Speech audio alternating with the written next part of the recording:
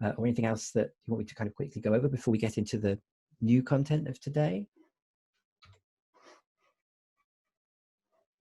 So if you did have any questions, feel free to put them in the chat here.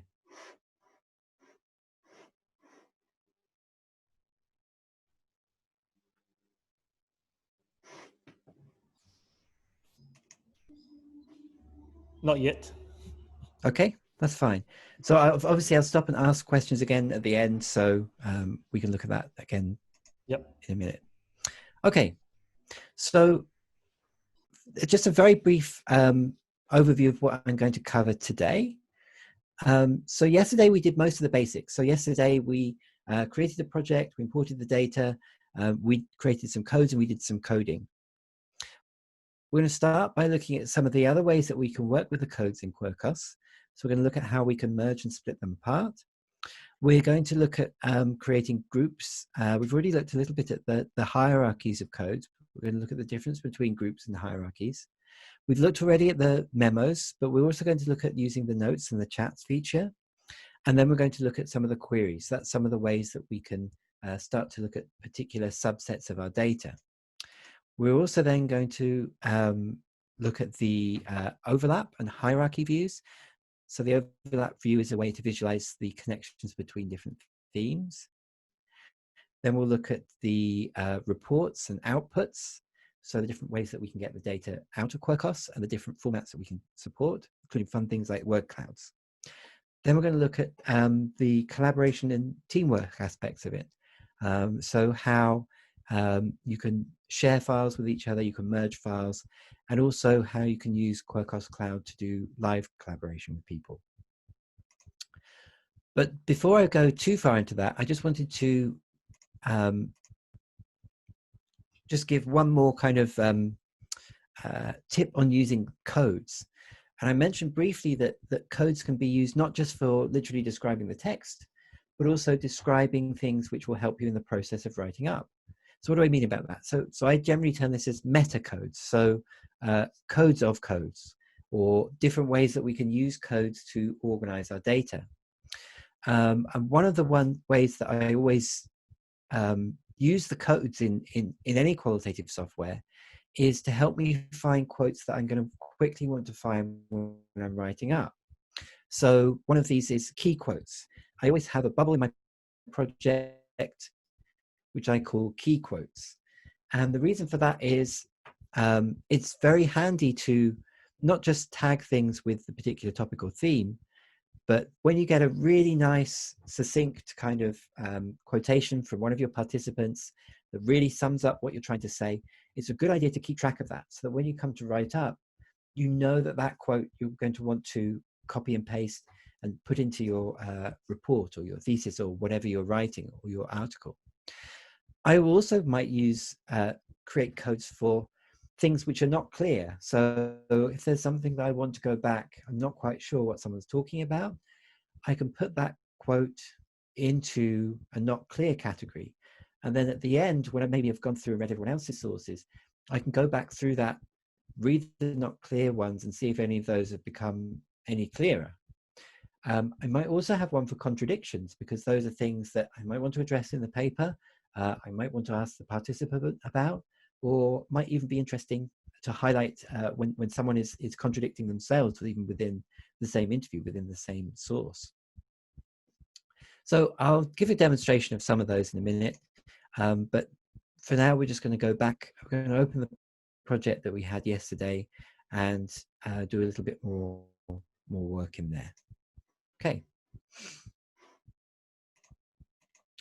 So I'm just going to put it on here. Yeah. Well, we didn't get very far with this project. I think we'd only really coded up Lynn's source here. But one of the things that we did was just to see how many different ways that we can analyze, how many different themes we can interpret just from a very small section of text. So the first thing we're going to look at is some of the other functions that we can do with codes. So for example, we've got this big code here, role of parent, and right clicking, or if you're a Mac, to long click or click with 2 fingers on a touchpad will bring open this menu for the Quirk, which gives you lots of different options, and we'll look at those in turn. So the first option here is the overview. So that's basically what you get if you double click on the themes. That shows you an overview of all of the text that's in it. I'm just clicking on the home button to go back to the main screen. There's also this overlap view here, which we're going to look at it later. And this option here to edit. Now the edit option, this allows you to go back and change the title, change the description, change the color, but also assign the groups. We're going to look at those in a second as well. So the final 2 ones here are merge and duplicate. And there's also one here for delete. So that's pretty self-explanatory. So delete will remove that bubble and all of the associated sections of text from the project. Don't worry, there's always the undo button here so we can bring that bubble back.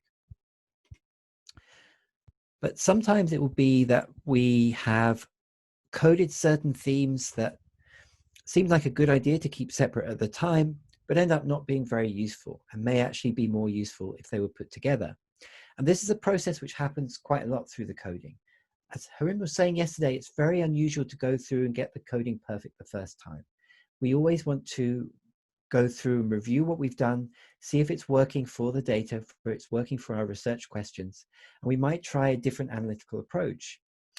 But even if we don't go so far as to kind of start from scratch again, we'll often find that we want to go through and tweak the coverage of our codes a little bit.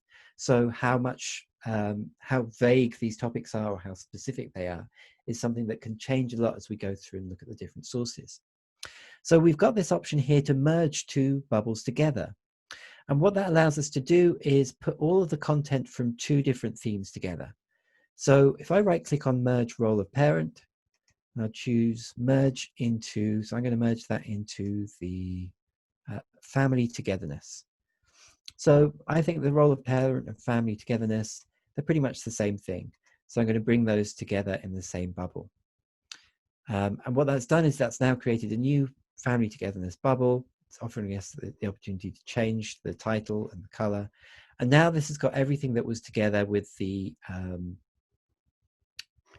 if we go back and undo it, so we've merged 2 bubbles together. So family togetherness, and then I can't remember what the other one was called now, the role of parent.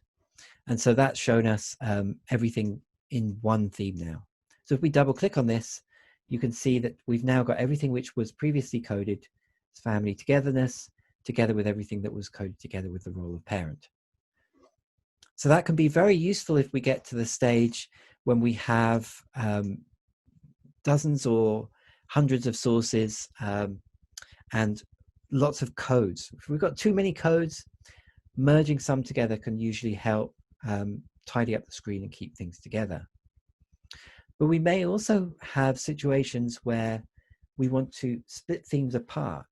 So in this case, the role of parent theme, that might be something that's too vague. There are so many different aspects of being a parent that we actually want to bring out that in a lot more detail. So it would have been great if we'd gone through and coded role of parent with a whole series of different themes. So for example, maybe we wanted a theme of role of mother.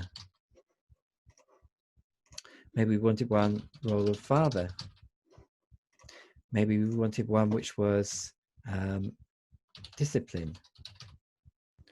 So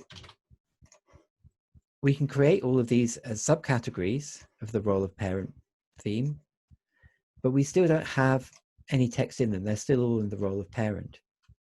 So there is the option here to duplicate the code, and that will create another copy of all of the role of parent theme with all of the data in it. And that can be useful because if we want to split things into 2 themes, for example, then we can delete aspects from one of the themes and keep them in the other one. But what we can also do is we want to split into many different themes. We create subcategories like this, double click on the top one, role of parent, and then we can actually add the text into these other bubbles here from this theme.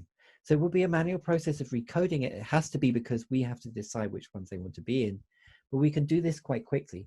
So we can drag, so this is about the role of the mother, this is about what the wife has done, this is about, this can keep as the role of parent, I think. Life with self has made my job a lot.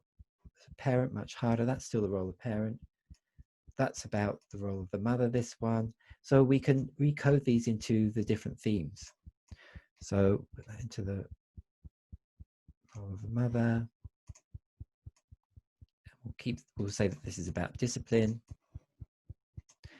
And with these little, we see here with the little highlight columns, we can right click on any of them to remove them. So if we don't want this to be in the top level role of parent theme anymore, so this one also. Okay, so we've now essentially split the role of parent theme into some subcategories which are a bit more nuanced. We still have some things which are about generic role of parent. We've also got role of mother, role of father, which we didn't actually find anything that we've coded so far, and also discipline.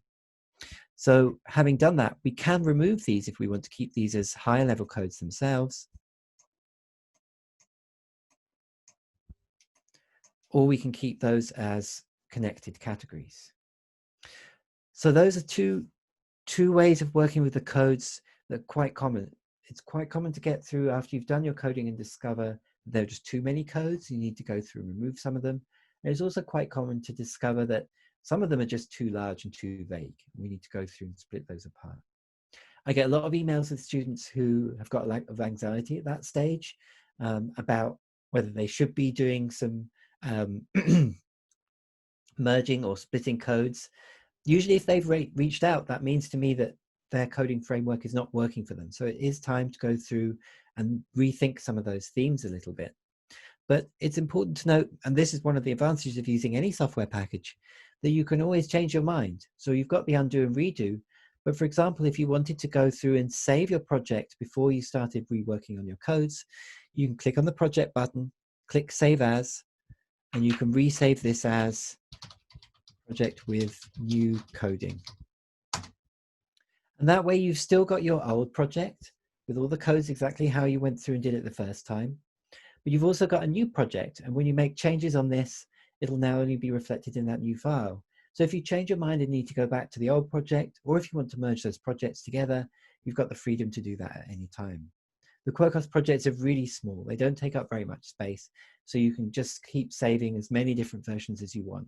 And with a timestamp, you'll always see which is the oldest and which is the newest that you're working on. Okay, so that's coding and merging and splitting up your codes. Now, the next thing that I want to talk about is the groups and the hierarchies. So to do this, I'm actually now going to start opening another project, one that's got a lot more coding in, just so that we can kind of see how that's going to work with bigger projects. So this is a project about people talking about independence for Scotland, whether Scotland should be an independent country. We're not going to talk very much about the content of it, but I'm just going to use it as an example to show working with a larger project where we've got lots of work done. The first thing I'm actually going to do is go to the view category here and turn off the numbers which show us how many pieces of coding we've got for them. Just make the text a little bigger again. Okay. So in this project, we're already starting to have quite a lot of themes. I think there's only about 75 in this, and a lot of projects will have a lot more. And you can still see we've got some space, but it may be the case that this is the stage where we want to start differentiating between the types of codes that we have. So we've already created some hierarchies here. So for example, we've got political parties here. We've got people talking about general politics here, and we've got people talking about different government policies. So cuts to services, so currency issues, finance issues. These were all subcategories of policies. And these groups, which we can create by dragging and dropping bubbles onto each other, work very well when we've got categories that work well like this, where there's a clear parent theme and then child themes underneath it. So we've got themes and sub-themes. But sometimes we don't want to have that level of hierarchy. For example, we've got all of these issues here, which don't really have a kind of a top level code to them. So we've got strategies, we've got business, emotions, the importance of things, impact, worries, and the future. These don't really fit together under any particular hierarchy, but we might want to group them together in some way. So in some way, all of these are, we can describe these as I would describe these as opinions. So maybe we want to have some way of distinguishing between the opinions that people have in the project and where we've coded things which are more literally about particular aspects of this issue. So we've also got this group here. You can see I've got a key quotes bubble there. We've got these issues here, age, class, and gender. So we've also got these kind of ways that we're looking at the different impacts for different types of people. But there's another way in QUIRKOS in which we can work with particular groups of codes in a non-hierarchical order. And that's with the groups function here. You'll see along the top of the screen, we've got this button here for groups. And if we click on the groups button, we've already got a couple of levels here, but we'll click on the new and change groups button here. And we'll create a new one, which is called, we'll create first one that's called politics. I'm actually going to delete these test ones here. And I'm going to create another one, which is called opinions.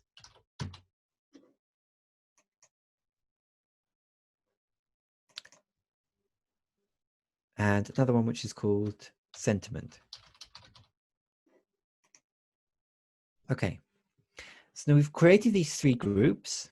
At the moment, it says there's no quirks associated with them. But what I can do is I can right-click on any of the bubbles and assign them to that group. So general politics, for example, if I right-click on that, choose edit, I can put it into the politics group. So general politics now belongs to the politics group. And all of these ones here, these opinions, we can put these into the opinions group as well. So that's about opinions. That's about opinions.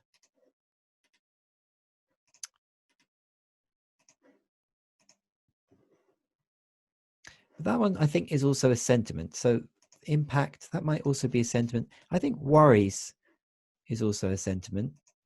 That's an opinion and a sentiment. And here we have positive and negative.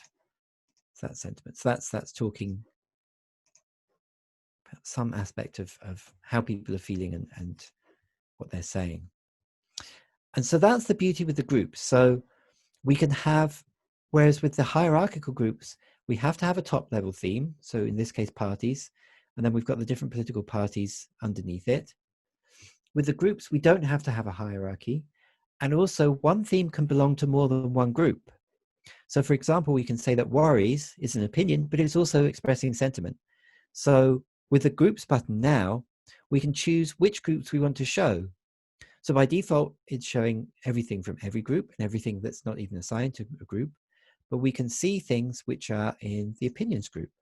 So these are the themes which we've put, which we decided are about opinions. And we can also add to that the themes which are about sentiment. If we turn off the opinions group, you'll see we've still got some of those there. So we assign these to also be about sentiment. So what this allows you to do is a way of filtering your quirks on the screen so that you don't have too many to work with at once. But you can also use the groups feature to, if you're doing different types of analysis.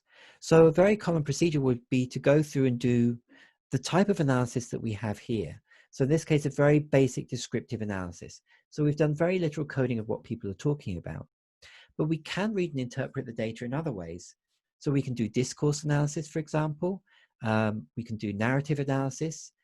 We can do IPA. We can do grounded theory. There are a bunch of different approaches that we can take. And what we can do is we can assign some of these themes to one particular approach. So these are our basics. This is our basic kind of descriptive analysis.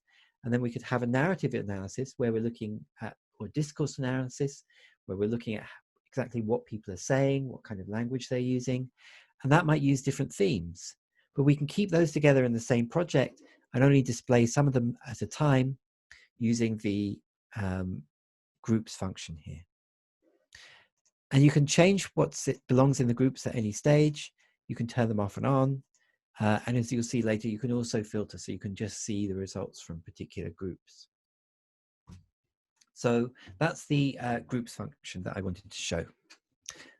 So now we've got quite a lot of data here. We've done quite a lot of coding. We've got quite a lot of bubbles and themes. I'm going to start to show you how all of the hard work that we've done can start to pay off. So at this stage, you can imagine that you've been through, you've done your analysis in the project, and you've got a lot of, it's been a lot of time to get to this stage, to go through, to read the data and to code it into all these different ways. But now that we've done that, the hard work, the slog is behind us. Now we've got the fun part of exploring the data, seeing what's coming alive, seeing what's different about our different respondents, and also finding different ways to visualize and export the project. So the first thing that I want to show is the queries. So in QUIRKOS, queries are used to see data just from a particular subset of the project. And that can really be from any different aspect of the data that we have. So if I click on the query button here, this shows the query view here. Most of the buttons along the top are still the same, but we've got this option here for the main query. The first button here, this chooses what we want to run a query on. So what aspect of the project do we want to filter for? So by default, it chooses property. So those are the source properties that we added earlier. So if you remember, those might be something like age or gender or year if we're looking at a literature review. We've also got the option here, highlight author. So that's who did that work. So who coded that particular section of text. So we can see work by particular people if we're collaborating on the project. We can also see who created themes. So if we want to see what kind of themes different people in the project have created, we can do that. We can also look at work by a date range. So if you wanted to see work that was done at a particular time frame, so on a particular day or in a particular month, you can see that as well. And the same with when particular themes were created. So this is useful if you're doing a longer project, especially a longitudinal one where you may have many stages of data collection. You can also search by group. So for example, here we can see the results just from our politics group. That's showing just what's under general politics. I think that was the only thing we had there. If we update that for opinions, then we have that group we had earlier. So the results from impact theme, the worries theme, and the future theme. We've also got here the source title. So if you wanted to see results just from one particular source, so everything that you coded in a particular source, you can do that as well. So this allows us to choose the source name from the source that we imported into the project and just see the results that we coded there. So let's choose the properties to start with. So we've got the source properties here. In this project, we have gender, we have the occupation, so their job, and how they voted in this referendum. So we'll choose the gender option here, and we've got the options here for female or male. There's also the option here for, by default, it's equals, so where gender equals male, but you can also choose not equal, less than and equal to, more than, because you can also do numbers here as well. So for example, if you wanted to see everybody over a particular age, then you can use these operators here as well. So we'll choose gender equals female, and when we're happy with the query we want to run, we'll just click on the update button here. And now that's showing us all of the results just from the sources which we coded as being female. So if we look, for example, what people said about the positive comments that people made, this is actually the positive comments just from the women in the project. You can see we've got quotes here from, it might be a little small for you, I'm sorry, but quotes here from Julie, Ida. So these are all of the aspects of positive statements that all the women have made and we've coded in the project. So it's quite a lot of them here. But what's really useful about the query view is that you can do two queries at once. So you can do a side-by-side comparison. You can split the screen in half. And then when we've got our gender equals female on the left side still, we can put another query here.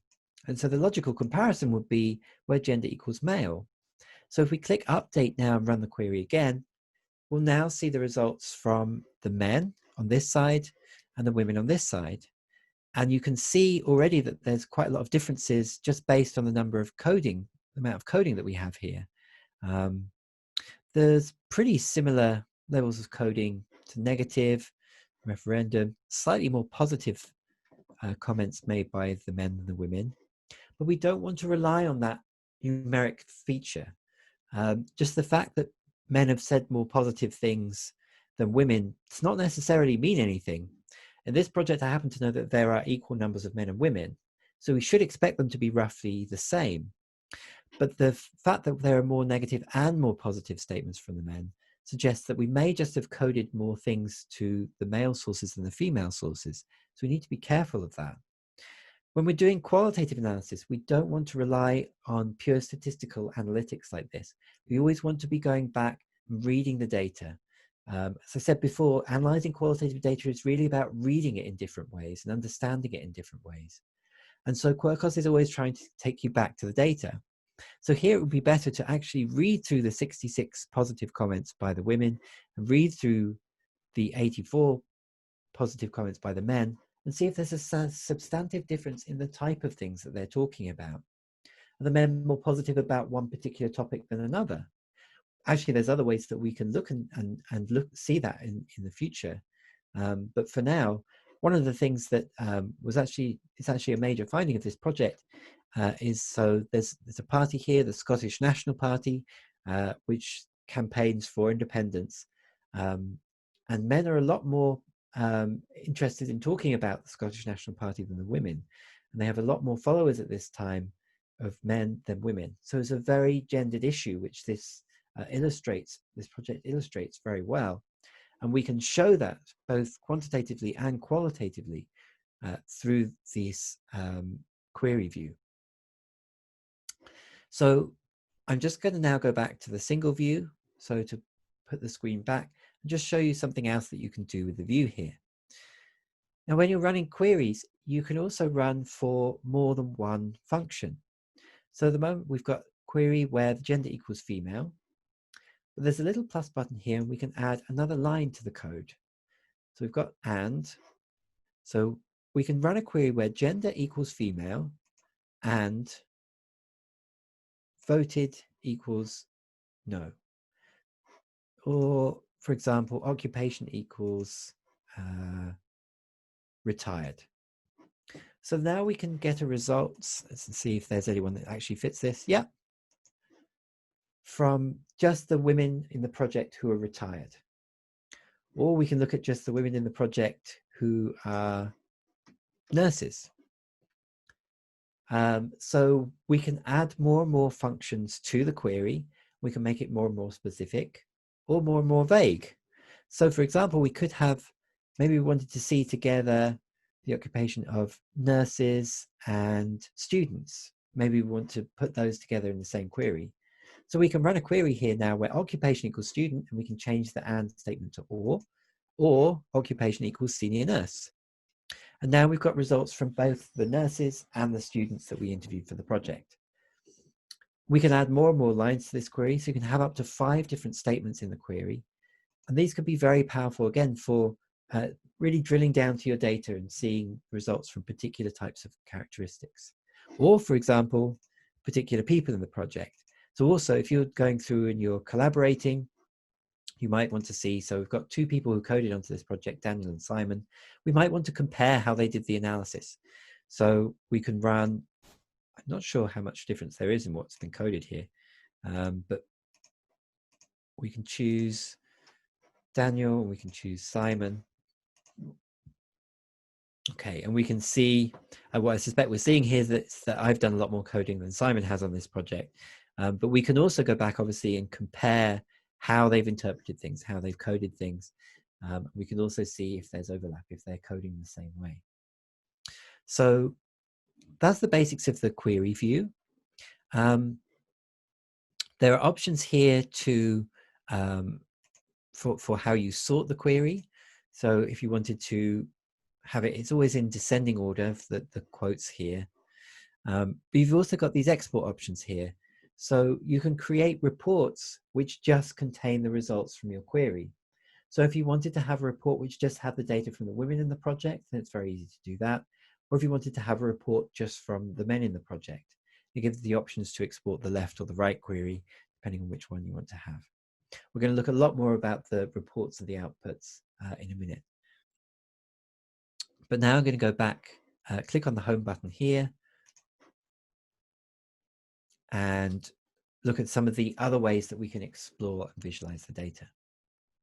So we talked about the fact that in this project, there seemed to be quite a difference in how people were talking about one of the political parties. We've already seen in this project that men are talking about the SNP a lot more than the women. But I might also want to be interested to see whether people are saying more positive than negative things about that particular party. So how would we start to look at the connections between the codes?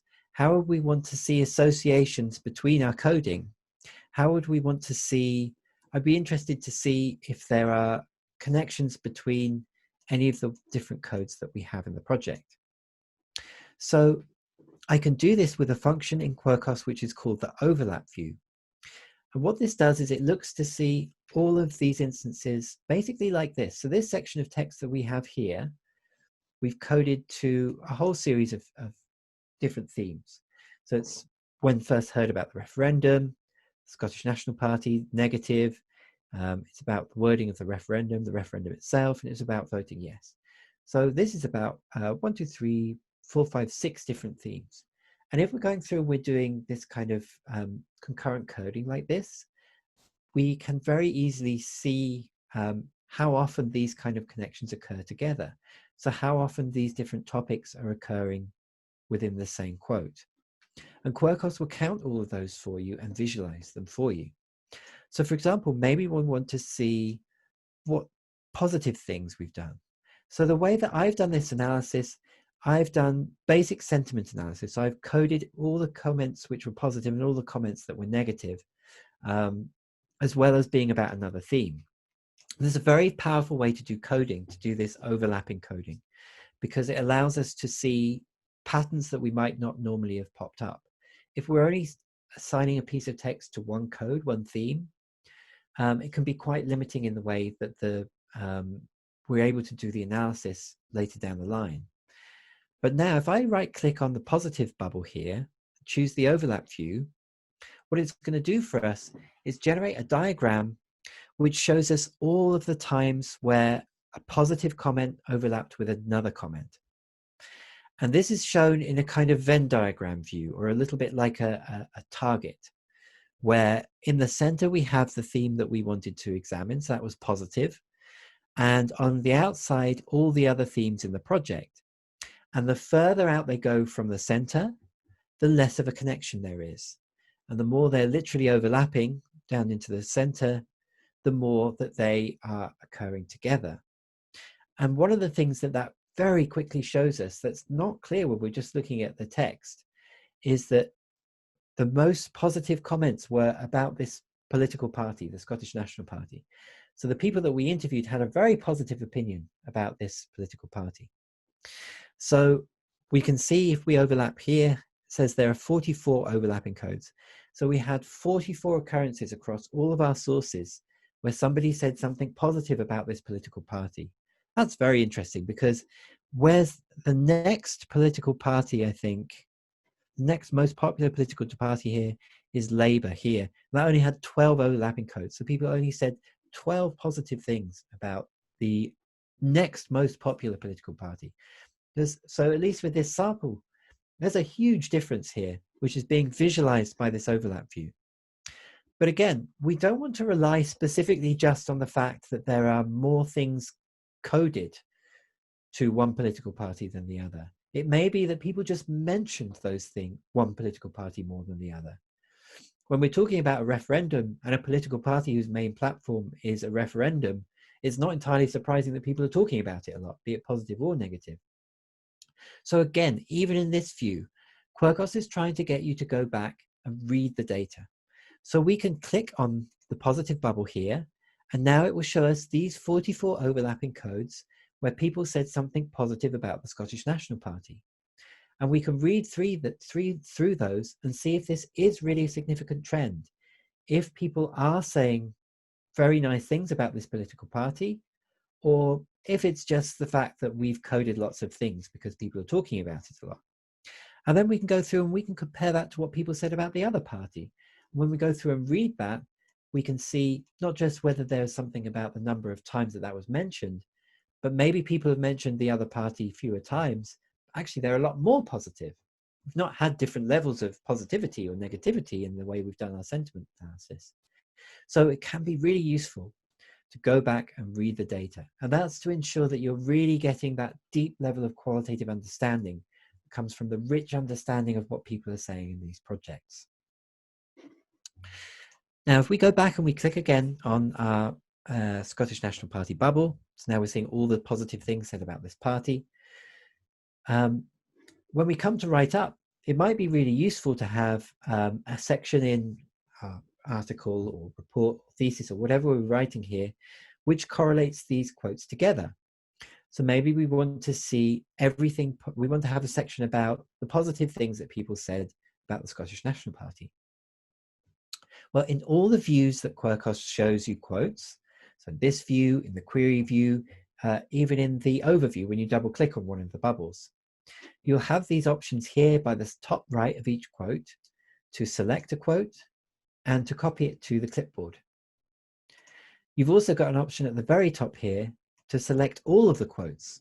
So now we've selected all of the quotes which are positive and about the Scottish National Party, and with the copy button, we can copy them to the clipboard.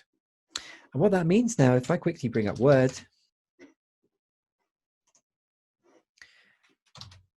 is we can paste that into Word by clicking on Edit and Paste or Control V or Apple V if you're on Mac. And now we've got all of the quotes which are about positive things about the Scottish National Party, which we can paste wherever we're writing up our data. And wherever they come in, we've got the quote and we've got a little assignment here. So it tells us which source that came from. So this is really ready to go. So we've got 44 quotes here. So what we might probably want to do is actually refine that down a little bit. And we can actually do that in QUIRKOS. So we can untick all of the quotes here. And probably what's much more likely to do is we'll go through individually read these and we can just tick the boxes that we like. So those are good ones. Those are good quotes. That one's just too long. That's not very interesting. We'll take that one as well. So maybe we just want those 3 quotes. So we can go through and choose those 3. Those are the ones that we're going to use to support our argument that people say positive things about the Scottish National Party.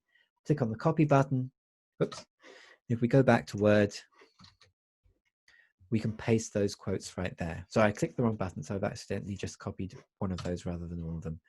We need to click on the copy button at the top there, which will select all of the ones that we've ticked. So that can really help with the writing up process. And we can not only do that for any of the topics here in the overlap view, we can also do it, you'll note that this was in the query view as well. So if we wanted we want to copy all of the quotes which Simon has coded to yes, and all the ones which Daniel has, or just some of them, we can select those individually or all of them and copy and paste them into wherever we're writing up. That also might be somewhere like PowerPoint if you're doing a presentation, or it even might just be an email where you're asking for clarification or sharing something with the supervisor. So that's just one of the ways that it's designed to be very easy to get quotes and data out of QUIRKOS. So I'm going to click on the home button again, go back to the main home view, and just show you again. So you also got that option to select the text here in the overview. So if you wanted to copy everything people said on this particular theme, which is charisma, you can do that with that copy here. Okay. So now we're going to look at some of the other ways that we can get data out of QUIRKOS and some of the other visualizations that we can do. And we're going to start with one of the more fun ones, and that's the word clouds. So all of the different options are here on the export button. We click on the export button here. We'll go through one by one these options and we'll demonstrate them. So the first here is the report. We're going to look at that in a second. We've also got the option here for a word cloud. We can export data to the spreadsheet. We can export sources as the Word documents. We can also export to the REFI QDA standard. So that's, as I mentioned very briefly yesterday, that's the quite new exchange standard for qualitative data, which means that you can bring data in and out from QUIRKOS and into pretty much any other qualitative package. So NVivo, MaxQDA, Atlas TI, Deduce, F4 Analyse, Transana, they all support this standard. So just that you've done the work in this project, just like if you were going between Word and Google Docs, it's not a problem to do that now. We've also got these options here to export project sources only or structure only. Now, it may be the case that you've gone through and you've coded this project, but you'd actually like someone else's opinion, and you'd like them to take the same sources of data, go through and analyze it themselves and see if they come up with the same topics. Now, you can do that with the export project as sources only. And what that will do is save a new project, which just has the sources of data and the source properties that you've imported, but not any of your codes or your coding. And that means that someone else can do that on their own time. You can merge the projects back together if you want to, and you can see the differences in the way you've coded. There's also another option here for structure only, and that basically does the opposite. So it saves a new project, which would have our framework here. So the structure of the codes, all of these different codes, the groups and the hierarchies, but none of the data, and again, none of the coding. And what that means is, especially if you're doing something like an evaluation, you may come up with a standard evaluation. So a standard list of criteria which you want to extract data for, and you'd create these as codes. And then you might want to use those on another project later on. And you can do that with the export project structure only option.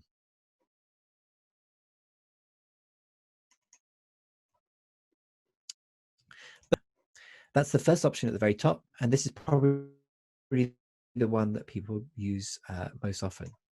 And the report, which does take a little time to generate on big projects like this, basically creates an output which has all of the data in the project in a different format. So for example, it's going to give us a very nuanced details of exactly who has done how much coding on the project, how many codes we have, how many sources we have, graphs for the source properties, and lots of other things. So, as I said, I do have an issue sometimes with this not working very well when I'm streaming. Let's start this up again.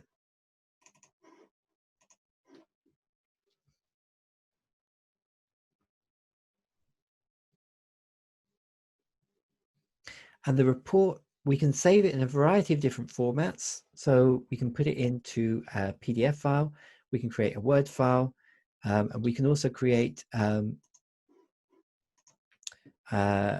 web page which has all of our data.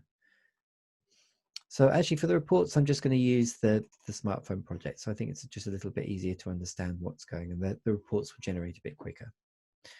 So I'll just click on export and then create report. Hopefully we'll get better luck today, or not. Okay.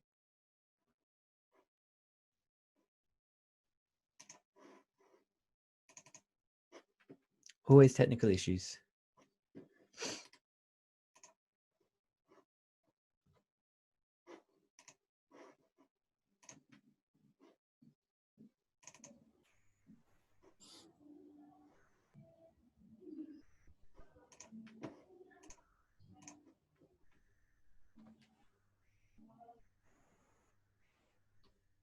Yeah, I think something is wrong with that USB stick. Something is not coming up.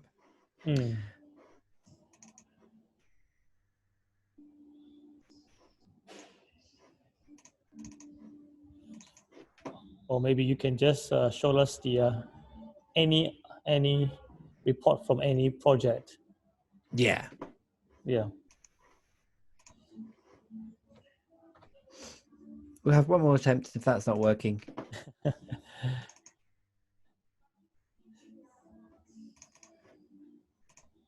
We've got plenty of other examples here that we can look through. Yeah. There we go. Great. So here's what the report looks like. So basically you get a preview of the report on the left side of the screen. And then on the right side of the screen, a whole series of options to customize what's going to appear in that report. So we've got report information. So that's this first section here. This report was generated by Daniel, 19th of June, 8:58 a.m. for me, from this particular file. But we can turn off that option there if we don't want that level of detail. We then got a table here of the sources summary. So these are all the sources that we brought into the project, who brought them in, and when, how long they are, how many quotes we've got on them. So that's all the work we did yesterday. And again, we can turn off these different sections that we want. So you can basically customize what level of detail you want to have in the project with the tick options on the right. You can also use this to customize the different graphs that we have there. So we've got a graph of the properties. So we've got the gender here showing us we've got twice as many men as women in the project so far. And we've also got the canvas view. So this shows us here all of the different codes that we have and where we put those on the canvas. And there are a whole bunch of different options here. So we can put them in alphabetical order. We can turn off the coding numbers, etc., etc. We've also then behind that got the kind of the real interesting stuff. So the quotes here. So by default, these are sorted by theme. So we've got everything by role of parent. So everything that we coded to be about role of parent, then everything by conflict. But we can also have the text by source or only the text by source. And so then we've got everything which we coded from Chris's source on the different topics, Lynn's source, and so on. So then it's by the participant. And you can change the order in which that appears. You can also have the properties appear in here as well. And so if we've got the text by theme, having the properties on there is super useful because it means that choose all of them. So we can see that Lynn, this was female, role was parent, and they were a mother. So we can have a lot more levels of detail. Actually, we can turn off some of these which are not applicable here. So we can choose which properties are appearing there. We can also customize how they look. So we can change the output in this kind of respect. And then we've got a whole series of options when we're happy with how the report looks, what detail we've got in there. We can print it out directly. We can save it as a Word file. We can save it as a web page and we can share with someone else in an interactive way, or we can save it as a PDF. So the Word and the PDF files in particular are very useful ways to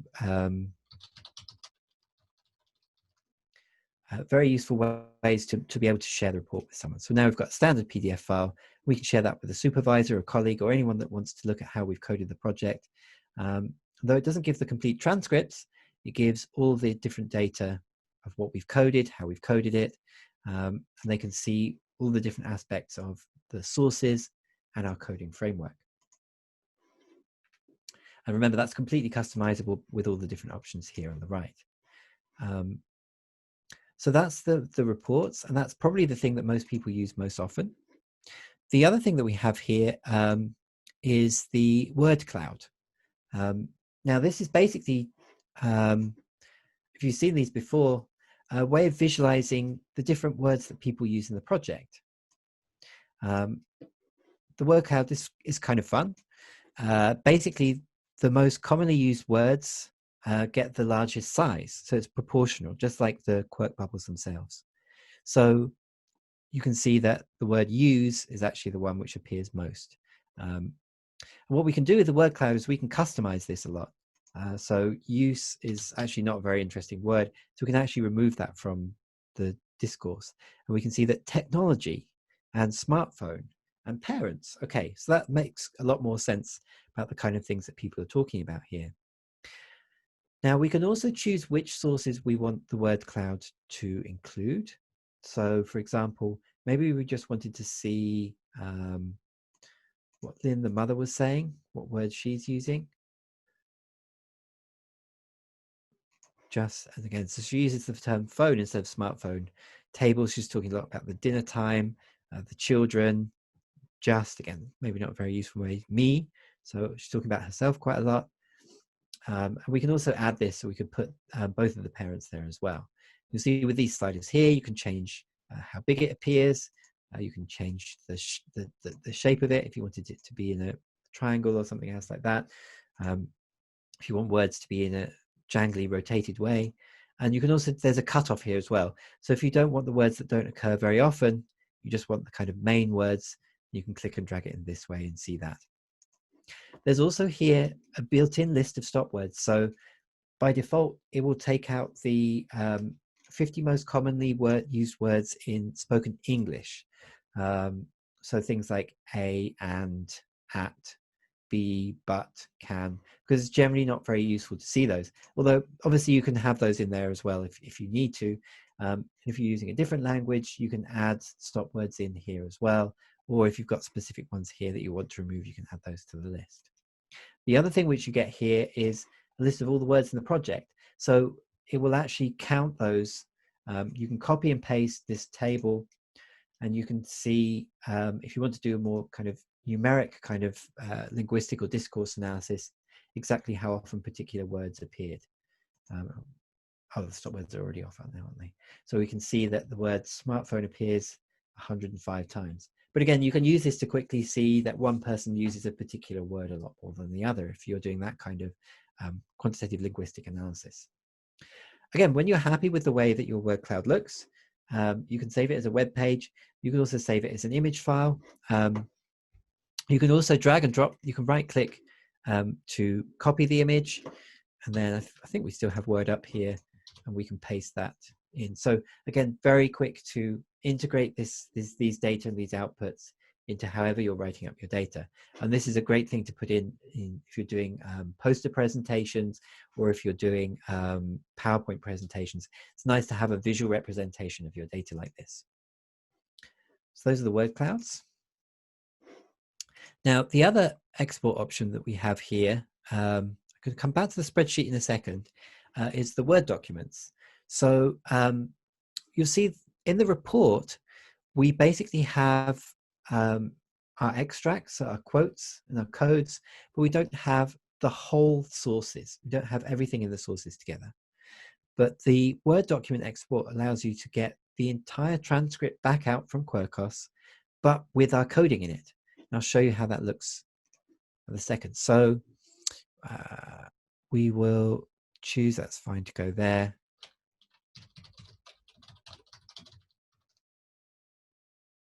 And now what this has done is created, we've got the option of either one long file with all of our sources in, or a separate Word file for each of the sources.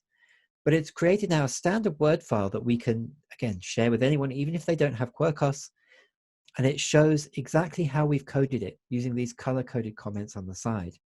So this means that it's basically like as if we'd gone through and used color-coded highlighters on printouts. And it's quite nice actually at this stage to print out the data, especially if you've got access to a color printer, and to read it away from the software and just go through and share with someone else, or even just with yourself. Go back and kind of get a sense of the overview of the data, how you've interpreted it, and if there's anything else that's coming out of it from another fresh read in a different way. So here, so we've not done very much coding actually on the other sources. You can see, so for every quotation we have here, we can select that text in Word, and it also works in LibreOffice and Google Docs. And you can see that was coded about phone.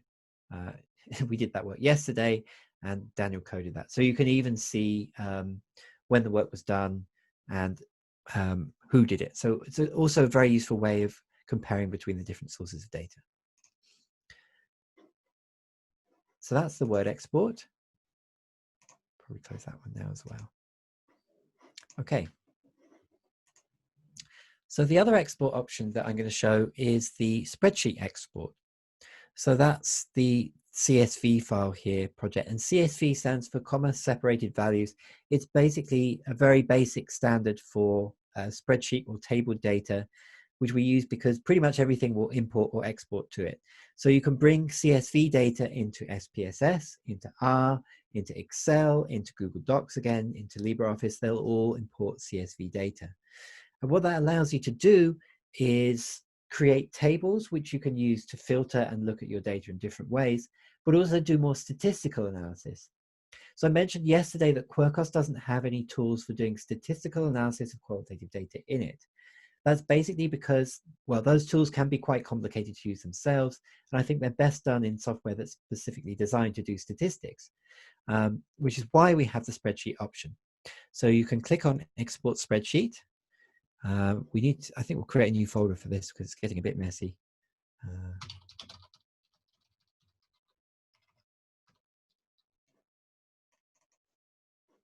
Okay. And that's now popped up with our exported CSV files. So QUIRKOS creates separate files. You can see these here for the different sources that we have. So we've got one file which has got all our memos in it. So if we open that in Excel, there we go. So we've got, here's our memo. It's a constant battle. The quote, which source it comes from Lynn's source, who's female, a mother and a parent, and that was coded by me. So that's all the information about all of the comments that we have in our project. We've also got a table here for the quirks, so the themes. So again, this is all the codes that we created in the project, who created them and when, the description. So where they were on the screen with an XY coordinate, the color that they were, and how many quotes come from each of the different sources.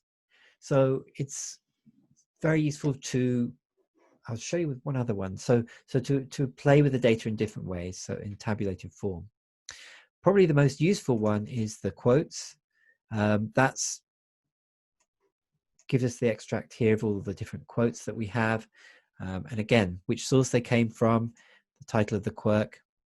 What I want to mention is that it's even just in Excel, there's lots of different ways in which we can start to filter that. So if you're very useful with, if you know your way around Excel, the pivot tables are extremely powerful here. I'll show you this a little bit in a minute, but even just the alphabetical filtering can start putting things in the right order for you. So you can start seeing everything by conflict, by discipline, family topic. But again, you can start to see then everything together by gender. So we've got all the female quotes together, the male quotes together, and we can filter those, sort them, and we can do more statistical analysis. So for example, you could now see, even with a confidence interval, if you wanted to, how many more quotes were coming from women than were from men. So if that's the kind of analysis that you need to do with your qualitative data, then the CSV export will allow you to do that.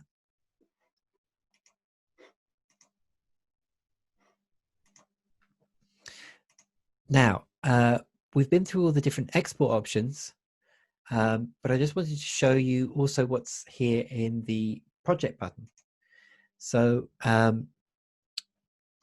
very quickly, we've got the option here to open your existing project, and that takes us back to this main screen here, where we've got a list of recently used sources.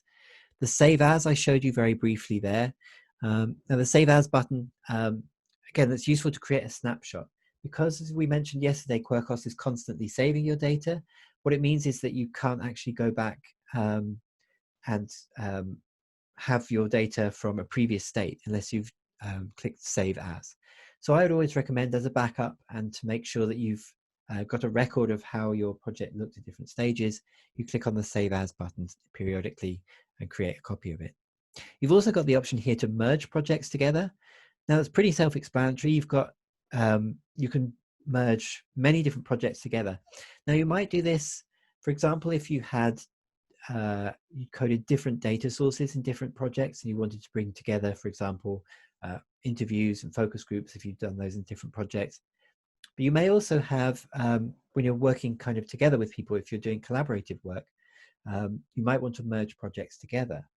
So quite a common approach would be to bring all of the data into the project file, create the codes and themes, but not do any coding. If you're going to collaborate and you're going to have two people do the coding on the project, and then you give each person a file, and they go through and they do the coding, they do their interpretation, and then you bring those files back together, you merge them together, and you have a look to see how that works. So how people have interpreted that differently.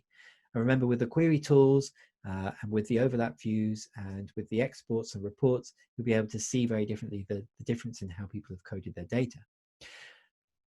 But to do that with the offline projects, you need to merge those projects back together. It's a pretty simple process. There is a master project and then another project which you kind of put into that. And the reason that we have a master project is that that's the project which chooses, if there's any conflicts, that's the right answer. So for example, if somebody claimed that Lynn was male and somebody claimed that Lynn was female, it would take the answer to be correct from the master project if there was any conflict. Then you can add as many different projects as you want to merge together. And the projects are created in a new project. So the merged projects are not touched at all. They're just copied into a new project which are all together. So it won't upset your existing project files. You can keep those as separate projects if you need to. But working like that offline is very powerful. But the last thing that I'm going to kind of go through today before we've got a chance for questions and reflexation is for some of the other ways that we can use QUIRKOS for collaboration and teamwork. And I'm also going to very briefly give you an overview of QUIRKOS Cloud. So I'm going to click on Open Your Existing here. At the moment, I'm using this in offline mode. What that means is it's saving the project files somewhere on my computer or to a USB stick, whatever I have. But if I click on the Sign In option here, now I have an account with QUIRKOS Cloud. When you have a subscription with QUIRKOS Cloud, that gives you, for a monthly fee, basically all of the different information, all of the access to the software, which is absolutely identical, but also access to store your data on our cloud server. So I can log in as myself.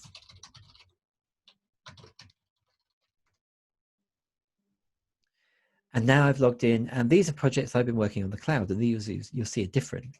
And I also have here projects that have been shared with me. And one of the advantages there's two main advantages to the QUIRKOS Cloud. So the first of which is that it's very easy to, if you're working with lots of different computers. So if you're going from a computer in your office to a laptop to a computer at home, wherever you log in, you'll always have access to your project, and it will be the most recently used version of the project, entirely up to date. You didn't have to click save on your other computer. Everything is live and up to date.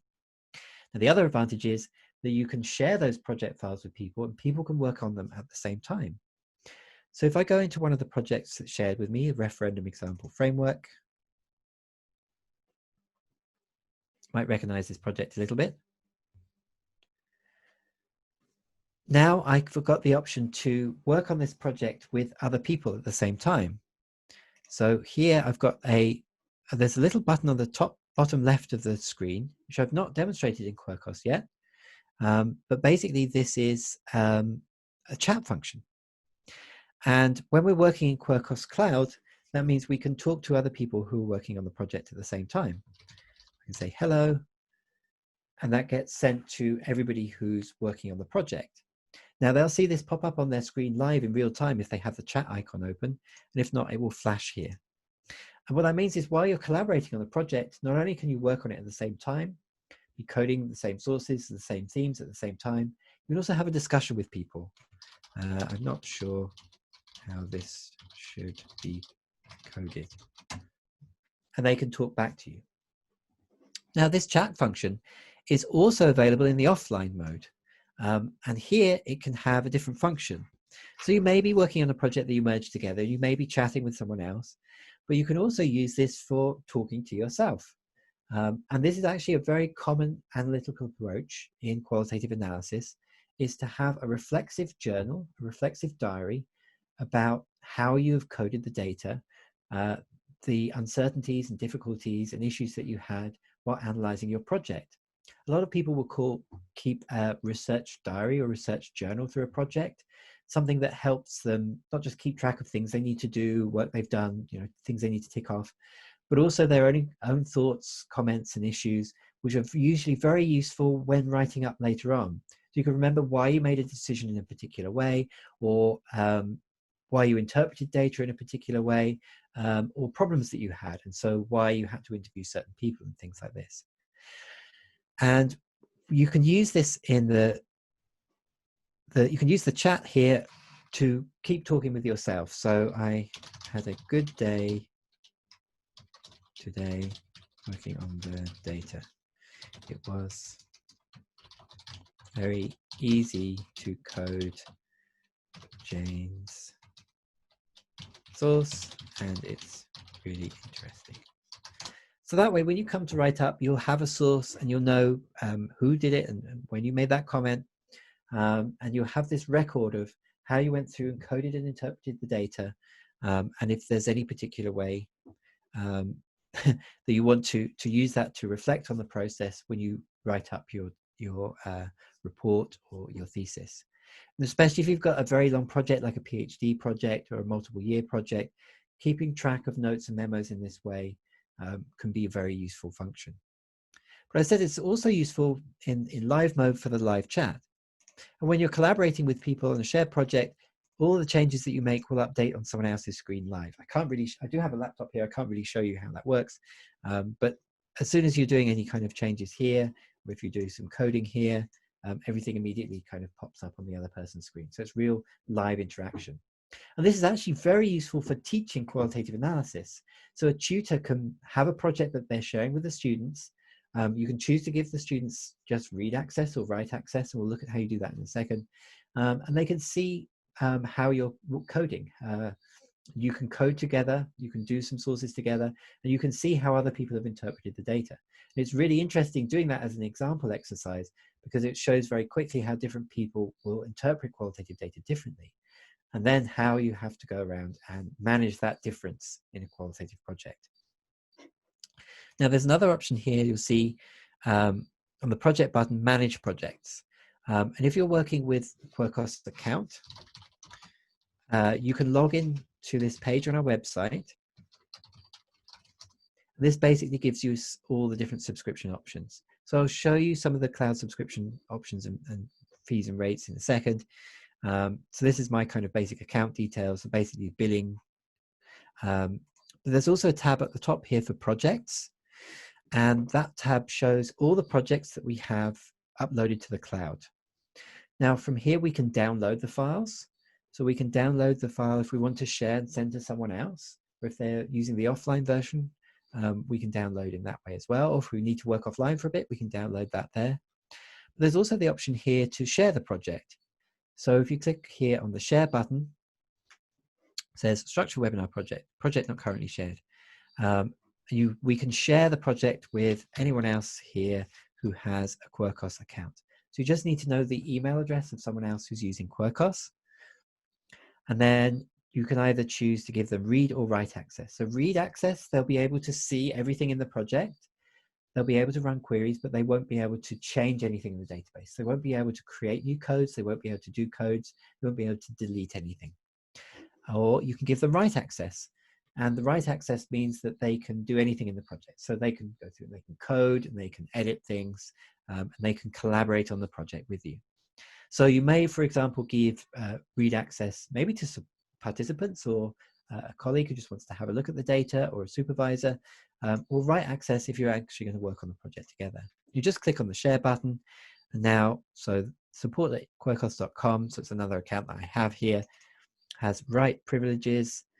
We can change whether they read or write access here, and that updates again immediately if they're working on the project. And we can also remove them from the share, so they won't be able to access that project again. And the sharing of the project is controlled by whoever created that project. So if you created the project in your account, then you're responsible for sharing it. But if you download the project, upload it in your own account, then you can copy that, and you can also have the choice of access as to how you work with that. So now I'm going to show you just very quickly on our website some of the different sources of support which are available here, but also some of the other things that you might want to use and want to look at. So a question that I'll always get at this stage, and I'm going to talk about very briefly here, is the cost. Here, for example, is the cost to student licenses. I've not had a chance to work it out and ring it, but I can do that for you in a second. So there's two different licenses basically available. And if you go to the Get QUIRKOS option here, licenses and pricing, you'll see there are the options here between the static license, the offline license, and the cloud subscription. So the static license is basically for one particular computer. And that means that you can buy license as a one-off. It's $69 US to give you an example of the price for a student license. And that's a permanent license. That means it doesn't expire. You can use it forever. We have people who've had our license, the old version of the license, for 6 years or more now. That license is connected to one computer, so you can only use it on one computer at a time, but it is transferable. So if you ever replace your computer, you spill water on your laptop, as I almost did this morning, you need to replace your laptop, just drop us an email and we can reset that license and you can put it onto your new computer. Now, the only limitation with the static license is that it does not have access to the QUIRKOS cloud. So you can only store the data on your own computer. Now, for many people, especially if you're working with confidential data or there's issues with data subscriptions, that's absolutely fine, or even a preferable way. But the cloud subscription allows you to have access to the software on an unlimited number of computers. So that's a significant advantage. It also allows you to store the projects on the cloud, and it also allows you to do that live collaboration.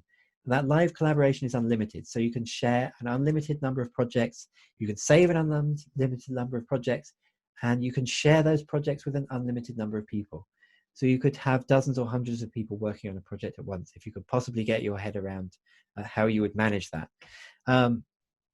The difference with that is it's a monthly subscription. So it's billed every 3 months, or you can choose for a discount to pay every year. It's a little bit more expensive, but it also includes the subscription to the software and the QUIRKOS cloud. And there are various other features that we're going to be adding to that soon. Now, we also offer for student discounts for researchers in what we call the global world. So if you're outside of basically wealthy Western countries, we offer a 25% discount, which is kind of more amenable to local currencies. Yeah, most countries in the world will be eligible for this discount, and that's on top of the existing discounts for academics and for students as well. So the last thing that I'm going to mention before I basically jump over for opportunity for any questions now, I think we've still got a little bit of time, is the blog. Hiram always likes me to talk about the blog. So the blog we've been writing now for 6 years. It has now nearly 200 articles, which are not just about QUIRKOS. They're about all kinds of different aspects of qualitative research. So inter-rater reliability, reflexive journals. So this is one that I was talking about recently, just now. So why it's important to keep a log of what you're doing during your qualitative project and your analysis process. We do have guides to how to do things like teamwork in QUIRKOS, but we've also got things like how to do thematic analysis, video tutorials, qualitative coding systems. What else do we have? Quantitative versus qualitative research. All these different aspects of working with qualitative data. There's also roundup articles as well. So here's 22 different articles on qualitative methods.